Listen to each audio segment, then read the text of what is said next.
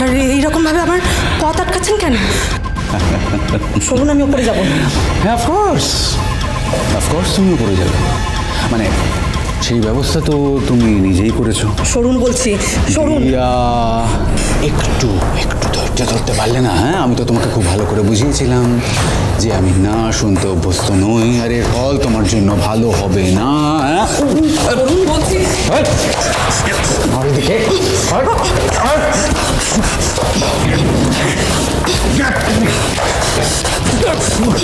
কোথায় যাচ্ছে এত তারা কিসের? হ্যাঁ, এত তারা কিসের? তুই যা সুধার সাথে কথা বলার আগে আমার সাথে কথা বলে নাও ডার্লিং।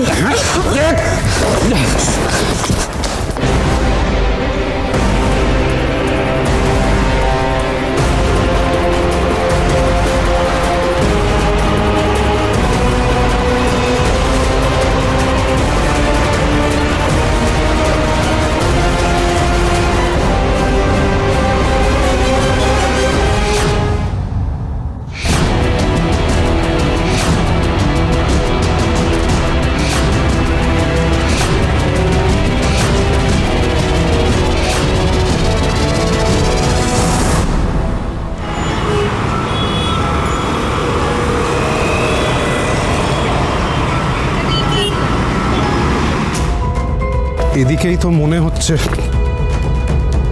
এই তো। কিন্তু দিয়াকে তো দেখছি, ওকে একটা ফোন করুন না। The number you are calling is either unreachable or switched off at the moment. Mister Basu Mallick switched off বলছে। Switched off? তো এটাই তো 24 নম্বর।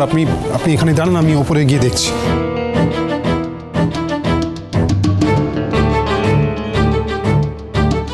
রাস্তাতে তো কাউকে দেখতেও পাচ্ছি না যে কাউকে দিয়ার ব্যাপারে জিজ্ঞেস করব।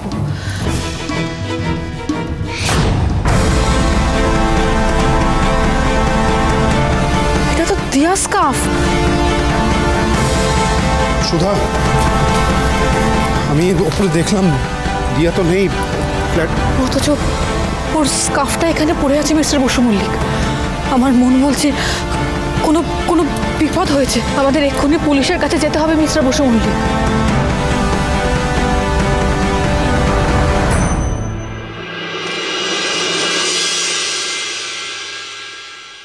দাদু ভাই, দাদু ভাই, দাদু ভাই ফেরেনি এখনো? কারণ দেখো, সবে তো সকাল হলো, তুমি বিশ্রাম নাও। আমার দাদু ভাই ফেরেনি? আপনি বলুন না, সুধা কই? সুধা তো বলেছিল ওকে নিয়ে ফিরিয়ে আনবে বাড়িতে। না না না, ও যদি ফিরে না আসে তাহলে না তোকে আজকে কোর্টে তুলবে। আমাকে তো তাহলে যেতে হবে, আমাকে কি বলতে হবে তো যে আমার দাদু ভাই নির্দোষ। না, তো শাস্তি হবে না, শাস্তি হবে না। না, আমাকে যেতেই হবে, আমাকে যেতেই হবে। আমি যাচ্ছি।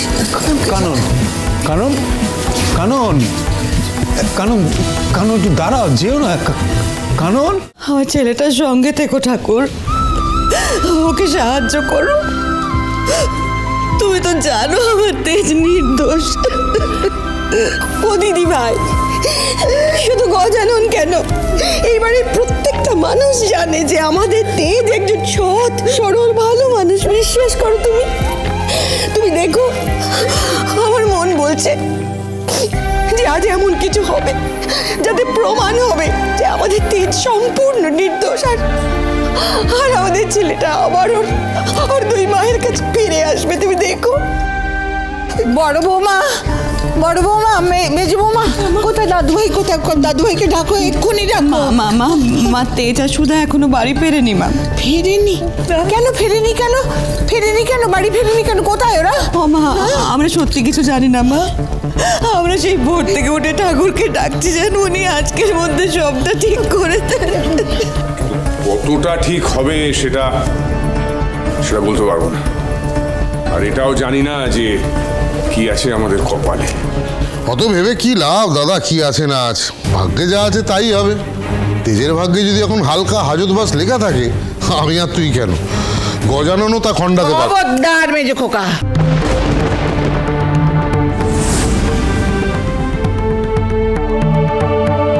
আজ ভাগ্যের দোহাই তুমি দেবে না, আর যা কিছু সর্বনাশ হচ্ছে সবটার জন্য দায়ী তুমি। বাহ বাহ বাহ বাহ বাহ মা, সবকিছু আমার উপর দিয়ে চালিয়ে দিচ্ছ। চালিয়ে দিচ্ছি না, যেটা বলছি সেটা সত্যি। কারণ দাদুভাই বারবার বলেছিল, তা সত্ত্বেও তুমি কেশবকে বাতিল করনি, আর সবাইকে বুঝিয়েছিলে যে ওর দেওয়া মালে কোনো ভেজাল নেই।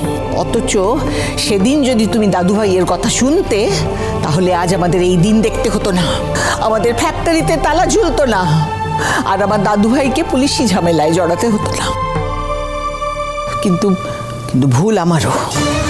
আমি দাদুভাইকে ভুল বুঝেছি, আর তাই জন্য তাকে সব কিছু থেকে বঞ্চিত করেছি। আর যখন পুলিশ আমাকে থানায় নিয়ে যাচ্ছিল, তখন ওই দাদুভাই কিন্তু আমার কথা ভেবে আমার পাশে এসে দাঁড়িয়েছিল। অথচ তুমি যে কিনা সারাক্ষণ আমার কানে ওই দাদুভাইয়ের নামে বিষ ঢেলে যাচ্ছ, আর সারাক্ষণ বোঝাতে চাইছো যে এই ব্যবসার এই সম্পত্তির দাবিদার তুমি তো সবটা ঝেড়ে ফেললে নিজের কাছ থেকে। কান খুলে শুনে রাখো, তুমি তোমার ভুলের মাসুল আমি আমার দাদুভাইকে গুনতে দেব না। তাই আজকে হয় তুমি পুলিশের সামনে তোমার বয়ান দেবে, বলবে সব দোষ তোমার, আর তা নয়তো এক কাপড়ে বাড়ি থেকে বেরিয়ে যাবে। বলছি ঠাম্মি যদি সত্যি বাবাকে বাড়ি থেকে বের করে দেয়, তাহলে কি আমাদেরও বাক্স প্যাটরা নিয়ে বেরিয়ে যেতে হবে?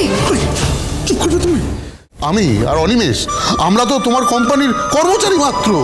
আমাদের কোম্পানির উপর যে কেসটা হয়েছে তার জন্য তো মালিক পক্ষই দায়ী থাকবে, তাই না? আর এই সত্যি কথাটা বলার জন্য আমায় এখন এই বাড়ি থেকে বেরিয়ে যেতে হবে? এটা কাননবালা দেবীর ন্যায় বিচার। ঠাকুরপো, তোমার কি বিচার বুদ্ধি বিবেক সব লোপ পেয়েছে গো? তুমি তো দেখতে পাচ্ছ মা শরীরের এই অবস্থা, তার মধ্যে তুমি এই কথাগুলো কেন বলছো? এগুলো কি বলা উচিত হচ্ছে? উচিত অনুচিত আমাকে শেখাতে এসো না বৌদি। এখন তোমার ছেলের নামে সত্যি কথাগুলো শুনে যদি তোমার গায়ে হালকা করে হুল ফোটে, আমার তো কিছু করার নেই। এটা কি ভাষায় কথা বলছেন আপনি? তাই তুমি চুপ করো তো। তোমার আসল রূপটা কি আমি সেটা ভালো করে জানি। আর মা, তুমি যদি আত্মত্যাগের প্রত্যাশা করেই থাকো, সেটা শুধু তোমার বড় নাত বৌমার কাছ থেকে করো মা। তুমি তো কাউকে না জানিয়ে তাকে বাপের বাড়ি থেকে ফিরিয়ে আনার জন্য বাপের বাড়ি পর্যন্ত চলে গেছি। তা তোমার বড় নাত বৌমা এখন কোথায়? সে পারলো না তার স্বামীকে নির্দোষ প্রমাণ করতে? আমার রাধা মায়ের ব্যাপারে একটাও বাজে কথা বলবি না মেজো। ও যখন বলেছে তেজকে ফিরিয়ে আনবে, তখন ঠিক ফিরিয়ে আনবে, তুই দেখে নিস। আর একটা কথা, সুধা ভাইকে বাঁচানোর জন্য যা করেছে, তারপরে ওকে কোনো প্রশ্ন করা বা এটা নিয়ে কোনো কথা বলার মুখ আমাদের পরিবারের কারোরই নেই। বাহ বাহ বাহ বাহ, এখন সবাই সেট করে সুধার দলে চলে গেল। সুধা রাতারাতি দেবী হয়ে গেল। দাদা, তোরা তো কেউ বুঝতেই চাইছিস না যে তেজের পরে আমি আর আমার ছেলে ব্যবসাটাকে চালাচ্ছিলাম। হ্যাঁ, আর তেজ সুযোগ খুঁজছিল কিভাবে মার্কেটে আমাদের নামে বদনাম করা যায়, আমাদের নাম খারাপ করা যায়। সেই জন্য তো সেই দিন বিস্কুটে ও বিষ মিশিয়েছিল। আমি হলফ করে বলতে পারি আসল দোষী তেজই। না, কখনো না। এক্সকিউজ মি, মিস্টার তেজ বসু মল্লিক আছেন?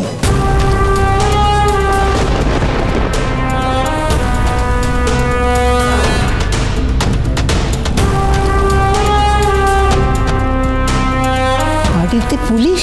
তেজ বসু মল্লিককে খুঁজছি আমরা। কোথায় উনি? তেজ তো এখানে নেই অফিসার। কিন্তু তার স্ত্রী সুদাময়ী আমাকে কথা দিয়েছিলেন আজকে সকাল 9টার মধ্যে তেজ বসু মল্লিক ওই বিস্কিটের বিষক্রিয়ায় যে একেবারে নির্দোষ তা প্রমাণ দেবেন। সেই প্রমাণ কোথায়? প্রমাণ তো পাইনি, তাই বড়বউ মিলে কেটে পড়েছে। তেজ বসু মল্লিক নিজের পিঠ বাঁচাতে কোথাও পালিয়ে যায়নি অফিসার।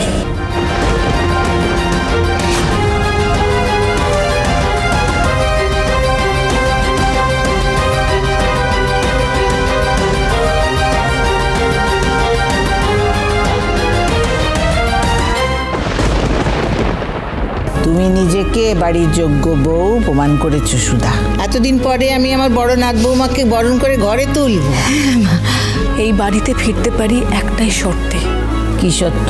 আপনাকে আমার সঙ্গে আমার ভালো লাগা, আমার স্বপ্ন, আমার ব্যবসা, SMB, এই সব কিছু মেনে নিতে হবে ঠাম্মি।